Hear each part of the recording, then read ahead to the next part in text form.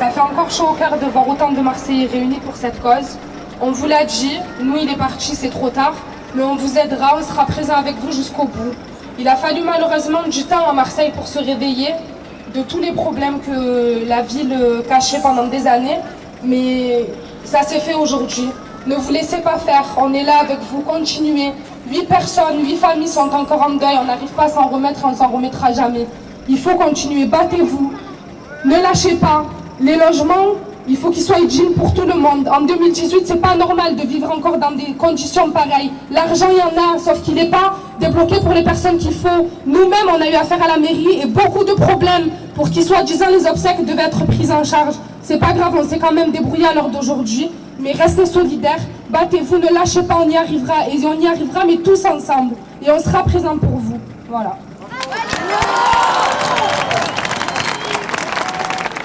Moi du coup je parle au nom des locataires, mais aussi je parle au nom de toutes les personnes qui ont été évacuées au fait. Selon le statut, selon l'origine, ces personnes qui sont isolées, ces personnes qui ont les moyens de pouvoir se faire entendre, on parle au nom de tout le monde. On a droit à des informations, on a droit tous et toutes à des informations, on a droit au respect, on a droit à avoir des réponses à nos questions, on a droit d'être traité décemment et on a des droits et on va les faire respecter. Voilà.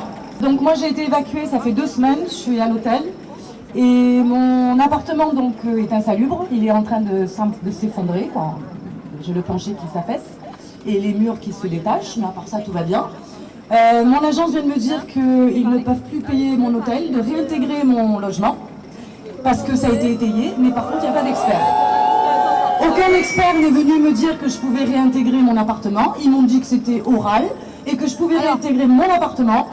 Mais d'être, c'est quoi le terme? D'être prudente et vigilante dans mon appartement. Donc je dois marcher sur la pointe des pieds chez moi. Donc je peux vous dire que je ne peux pas aller aux toilettes, je ne peux pas aller dans la douche parce que j'ai le plafond fissuré. Bref, je ne peux pas vivre chez moi dignement. Et le pire, c'est qu'ils m'ont demandé de me chercher moi un logement. Donc je peux vous dire que tant que je ne serai pas mis en péril, ils refusent de m'aider. L'agence, c'est l'immobilière Pujol. Qui sème la misère? Qui sème la misère? On nous a fait des travaux, la rue nous a fait des travaux, on nous a fait des travaux au rabais, on a des malfaçons, il y en a, des personnes sont inondées, des personnes, des fourmis leur arrivent à la maison, on n'en peut plus. On veut avoir des travaux, mais des travaux normaux, des travaux logiques. C'est l'État, la mairie, les HNP, des gros budgets qui ont été mis en place. Et puis on a eu des travaux au rabais. L'argent où il est passé, des travaux, on a vu. Voilà, exactement. Voilà, exactement. On a des entreprises qui ne savent pas travailler. Au moment du désamiantage, ils ont cassé des panneaux. Il est balancé par le balcon certaines fois. Ils n'étaient même pas couverts eux-mêmes et nous, on nous mettait un plastique, mais pas entier. Et puis ils sont restés pendant quelques temps, ils sont restés comme ça devant des immeubles. Des semaines, exactement. On a vu les camions avec de la terre qui passait, tout le monde était envahi, la gadoue, on a passé l'enfer. Là, on commence un peu à respirer, l'autre chantier arrive. On en a marre, sans compter le bruit. Vous savez que Picon, il a passé l'enfer avec le bruit de la L2. Là, il y a moins de bruit. Mais les gens, les asthmatiques, il y a des petits qui étaient malades, les personnes âgées en dépression. Qu'est-ce que vous voulez que je vous dise? Et ils le savent, de toute façon, ils le savent très bien. Mais maintenant, on en a marre, on dit basta. Nous sommes morts! Marseille en colère! Nous sommes morts! Marseille en colère! Marseille en colère! Nous sommes morts! Marseille en colère! Nous sommes morts! Marseille en colère! Marseille En colère!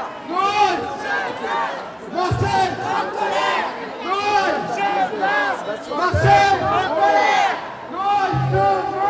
Marseille En colère! Marseille en colère! Marseille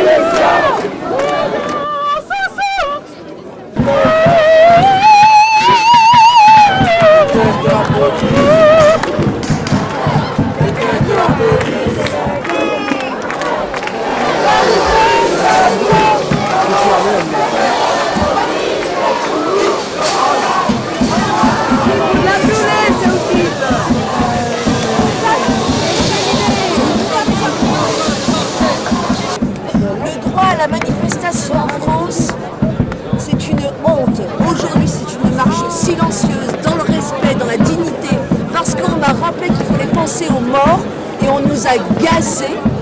C'est la première fois que je me fais gazer alors que les gens étaient pacifiques. Deuxième fois, madame, parce que c'est la deuxième manifestation, je ne le savais pas. C'est une honte à Marseille, honte à la France et honte aux représentants. Une honte. Effectivement, on n'est pas armés, vous voyez, on n'a pas de gaz, on n'a pas de gilet. J'ai mon petit gilet jaune, mais c'est la même manifestation, c'est la même colère aujourd'hui qui s'exprime. Nous avons les États et vous avez le peuple. Mais un jour, véritablement, il y aura une révolution. Et aujourd'hui, c'est la naissance de cette petite révolution. Je ne le souhaite pas, mais on n'a pas de discours, on n'a pas d'écoute. On nous entend, rien. On ne nous écoute pas, on ne nous entend pas, on fait rien. Je vous le dis. Mais ils attisent la haine et la colère des gens, toujours. Merci. Bah.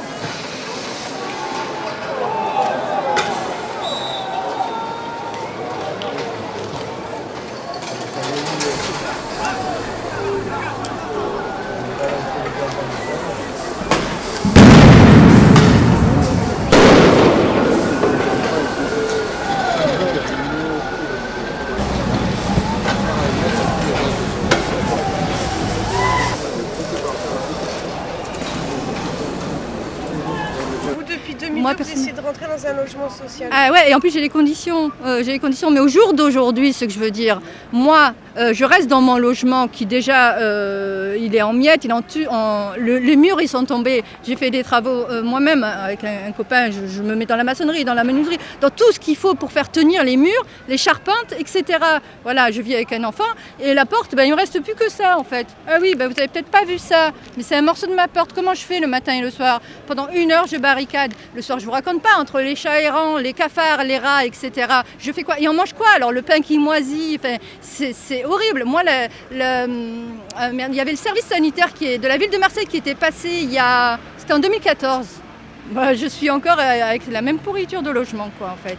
D'accord? Donc, je suis citoyenne comme tout le monde. Je bosse, je m'intègre socialement, donc on garde le sourire de face. Hein, mais en fait, on a toute la misère quand on va dehors faire semblant d'être citoyenne. On dépense notre argent, enfin, le peu qui nous reste. Et je suis souvent dans le rouge, hein, mais bon, il ne faut pas demander pourquoi. Un loyer qui, initialement... Est-ce que je vous dois vous indiquer les prix des loyers? Et les prix des loyers qui me demandent maintenant un T2 à 980 €. Vous savez où ça? À la Belle de Mai, là-bas. C'est juste. Je gagne combien? Au RSA, vous vous dites qu'on est des assistés, hein?